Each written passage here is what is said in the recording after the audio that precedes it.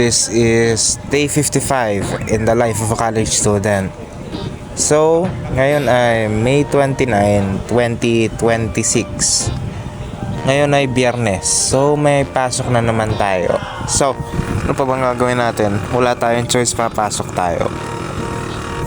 Kung naaalala ko ng tama, subjects natin ngayon, 3. So, 3 subjects ay, ano ba yun?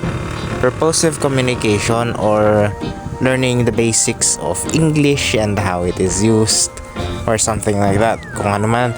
Pagkatapos noon, meron tayong NSTP or physical labor. Pagkatapos noon, meron tayong introduction to computing. As in computer, computing. Sasakit ang ulo, kaya wag na natin isipin. So, ano bang hinihintay natin? So, tara na. Ito na ating arrival. Dead on arrival. Joke lang.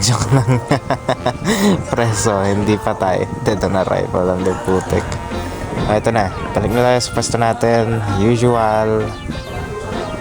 So, wala tayong gagawin. Bored lang. Wala. Kararating lang nung iba. Pahinga. Upo. Wala kaming gagawin dahil nga naghihintay pa kami ng class.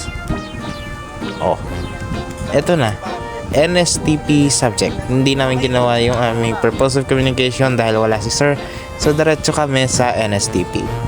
Anong ginawa namin? Well, nagdala ng halaman, maghuhukay, magtatanim, tapos magdidilig or maglalagay ng tubig sa mga halaman. Hindi ko alam English noon. Basta. Mukha ba akong gardener? Hindi nyo na kailangan sagutin yun. Pero sobrang hirap maghukay dyan.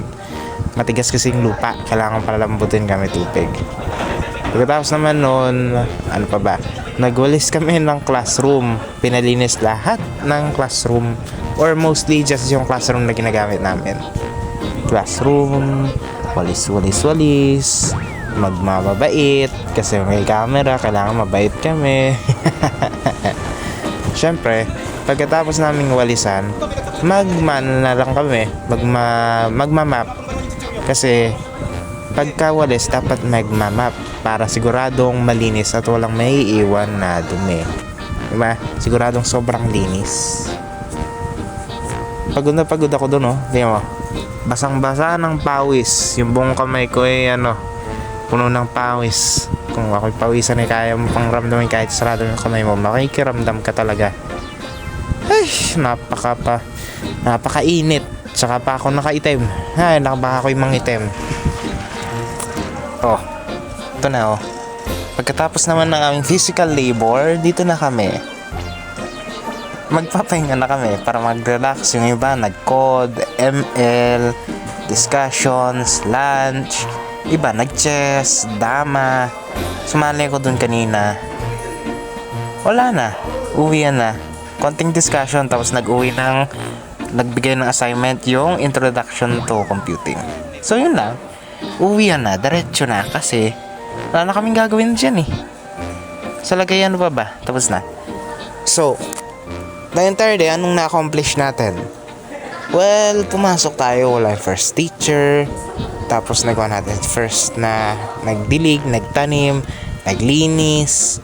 Pagkatapos nun, nag-discuss. Tapos nagbigay ng assignment yung teacher natin ng introduction to computing. Medyo konti pero marami naman. Siksik-liglig ang ating natutukunan. Okay. So, follow, like, and subscribe kung gusto mong makita ang day 56. Sige na, may exam pa ako bukas. So, goodbye and see you tomorrow.